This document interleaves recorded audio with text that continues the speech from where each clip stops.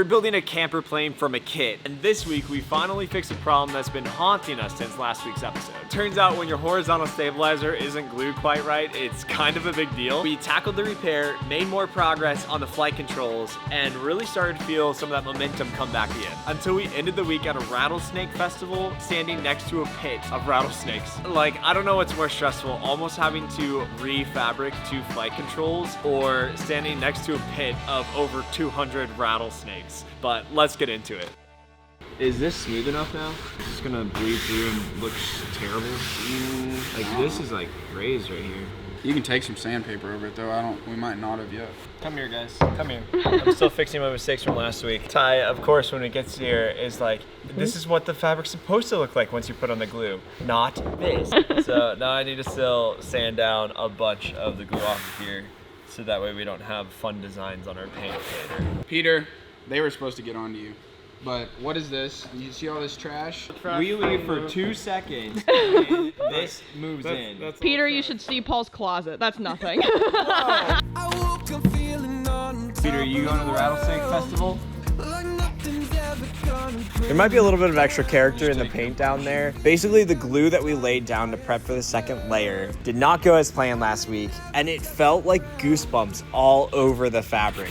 Guys, just don't look on the bottom of this horizontal stabilizer. So Ty and Aaron worked a ton to get all that smoothed out, and it worked. There's a couple little spots, but thankfully, pretty much everything was safe. I don't know, y'all definitely challenged me with fixing stuff. I literally don't know what I would do without Ty. Aaron, tell the people what you're doing. I am. Peter. And that's how you seal the weave. It's funny because Aaron seems like trying to change her laugh, but it's still funny. No, it's only funny because you like making fun of me. That's the only reason why it's funny. No one else has ever made fun of my laugh. But every time I do make fun of her, everybody laughs. That's why I do it. Paul even laughed. He laughed before you even looked at me. Stop coming at our marriage. I'm so far out of this. This episode is sponsored by BetterHelp.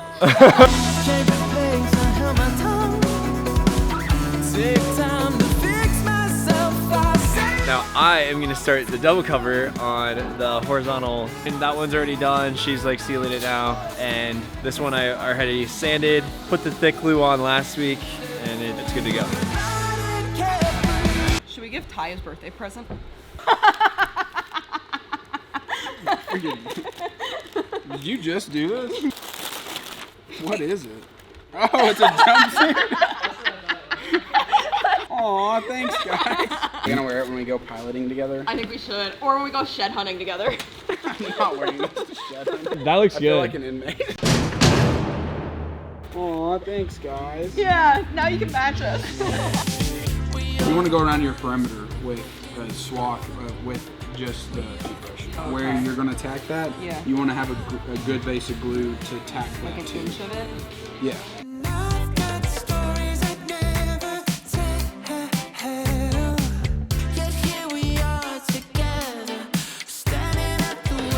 Man. Okay. But most of this is still good. I would just do it right the first time.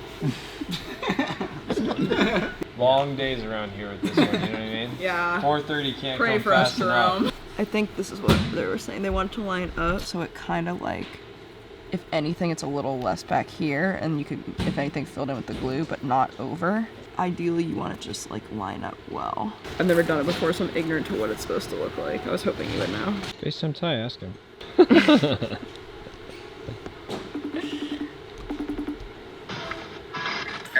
When you were saying you want it to line up, are you talking like this fabric ledge fitting in with the other fabric ledge, or it just kind of going like right against that border, if that makes sense? The first one, but both are okay. Should I just wait to do anything else? I'm not gonna be here tomorrow, so that's why I'm like, how can I get more done tonight? You're not gonna be here. I am currently on my way to Phoenix to do an engagement shoot. Paul and I shoot weddings full time, and we had booked out our 2025 like normal, and so I had engagement shoots booked in the middle of the week without knowing that we were going to be in Oklahoma doing this build. Paul's definitely asleep right now though. I asked him if he wanted me to drop him off at the shop really early. It would have been like at 5 a.m. and he was like, no. I was like, well, how are you gonna get to the shop? He may just be taking a morning run. Made it in an 8-minute, 20-second mile, not too bad. Got a lot to do today. Have a lot more fabricating, gotta finish my double cover on the horizontal stabilizer, then continue just the double cover. So let's get to it.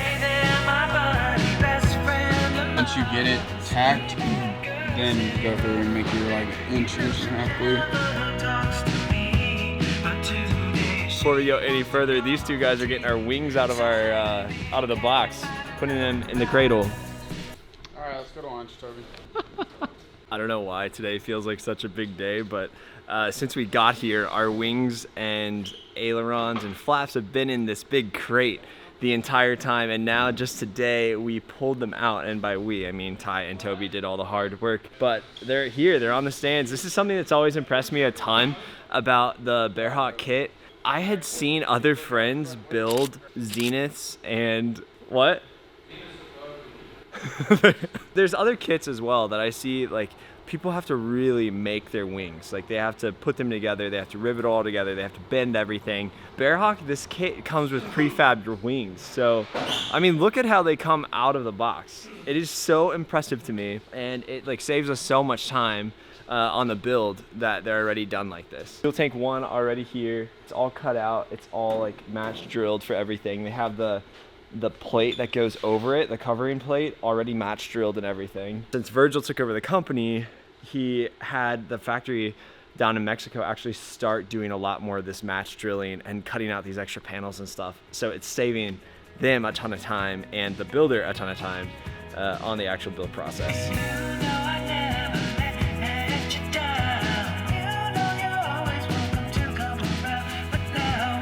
I don't know why, but it won't lay. Like, it's all lined, so it should theoretically lay, but as I go, it's just not laying. It's an after lunch problem. This guy, Mike, you going to he gets hangry right around like 11 o'clock, and it's 14 minutes after 11:30, which is his absolute lunchtime. Keep Ty fed. This is interesting. I don't know how you have so many wrinkles in the whole thing. It must have not been cut to shape very good. Aaron. Seriously, you don't know how y'all have so many problems with fabric. It doesn't act the way it seems to act. Basically what Ty's saying is he would have fired us by now. No, I wouldn't have fired you, I just never would have hired you. Minutes, hours, years, and days. Good meeting you. We see him every day. Ain't no way I'm ever gonna lose you. Nobody ever gonna make me happy the way you do. That's why I still love you like I used to.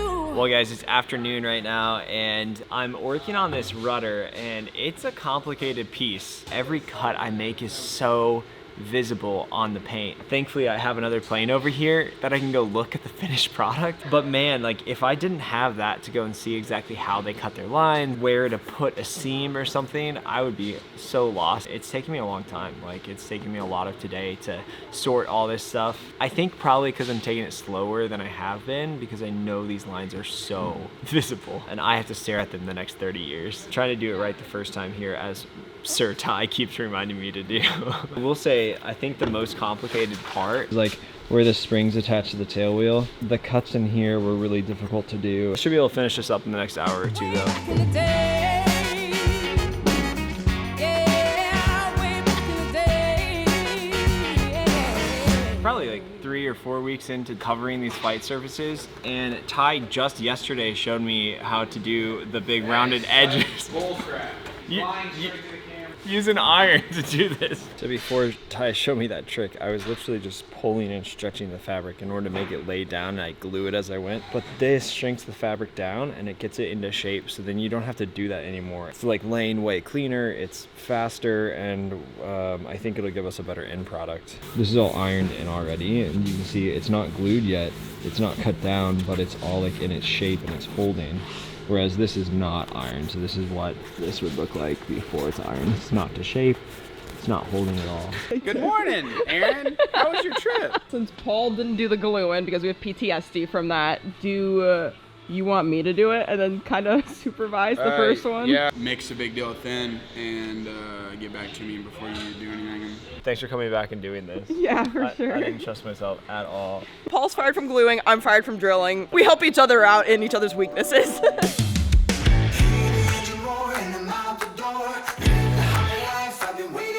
We'll probably go tomorrow too, but I thought about going out tonight. The Rattlesnake Festival? Yeah.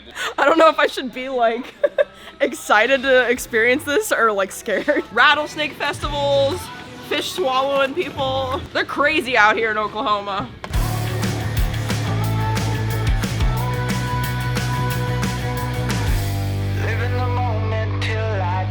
Bro, you're pointing with the hot iron. We're trying to finalize our paint scheme, and Autumn needs to be 100% sure that we're not changing anything because she's going to be creating a finalized graphics package for us. And at that point, there's absolutely no changes once that. And at that point, there's absolutely no changes once that starts. We're kind of just like going through every little detail, making sure that we like every single thing, because once that process begins, there's no going back. I don't know if you heard any of that. He was like, I think you should take these off the wing. I think it makes it too busy. I was so happy we found that like Bronco that we sent over. That like changed everything. I think you should go back to that green scheme. As Taylor Swift says, the haters gonna hate, hate, hate. Look at this beautiful thing. Up until now, there's been no manual for building these wings. Like, there's been no manual for building these wings. So What? There hasn't? So guys were crazy. They would actually like look at the plans and they'd have to figure out how to build them. You mean to tell me I built 2 of these and I didn't have a manual? Yeah, you had Virgil. But yeah, anyway, so Virgil just printed them off. They just got finished. So pretty exciting. And Wow. Shut up, Todd. I can't even talk. Manuals are out. So if you're building a Bearhawk 5 wing, I believe they're on the website. Wow, that is like Go great have at news it. for the Bearhawk community. Do you want to retake all that? No, I have no desire to retake anything.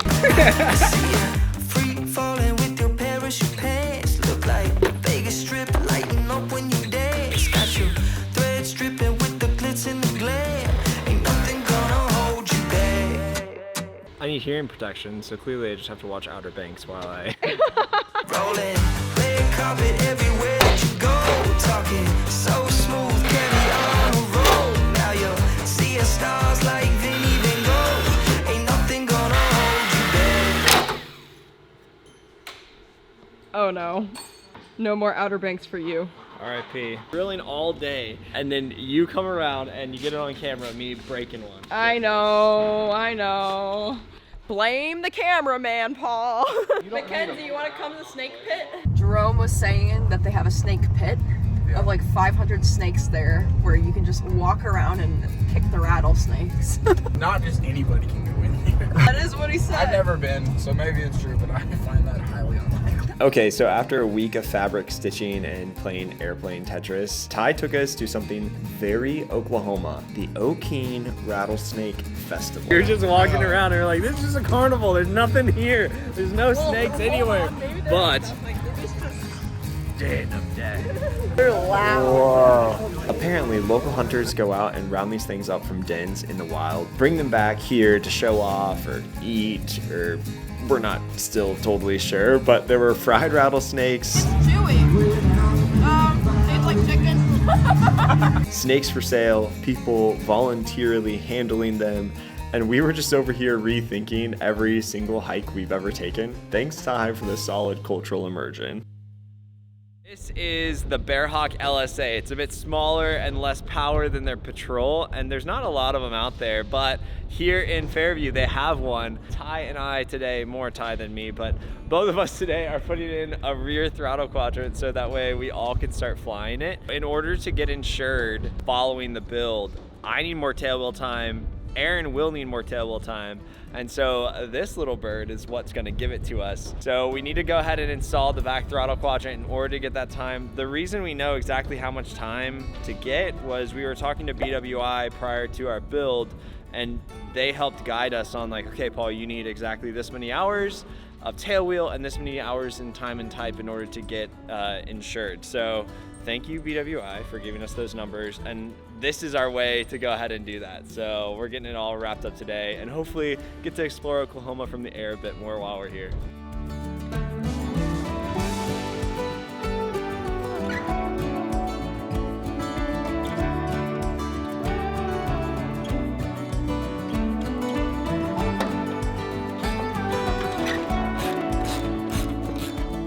2 seconds of sap. Last night we were all sitting as a crew and we were just like right there at that table playing Spicy Uno.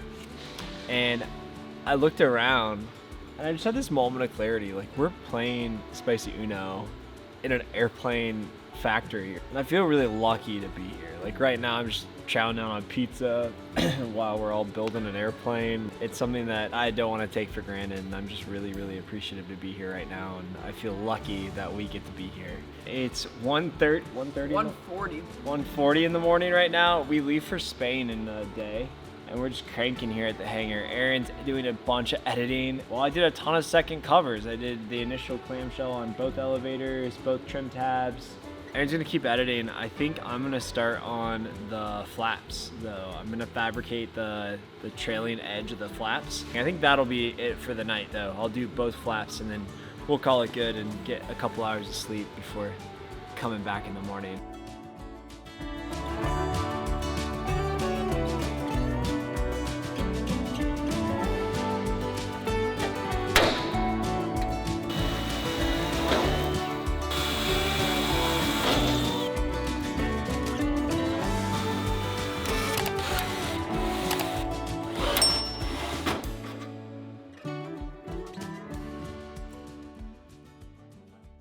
Deep thoughts from Ty. He just said, y'all think your actual city friends are boring now that you met some real people? He eats rattlesnake. He walks aimlessly in fields for hours on end. I forgot the forest. We could write like a book on Ty. His tank top was damp. He'd vanish off-road to his secret shed camp. For Ty was a shed hunter out in the wood collecting lost antlers whenever he could.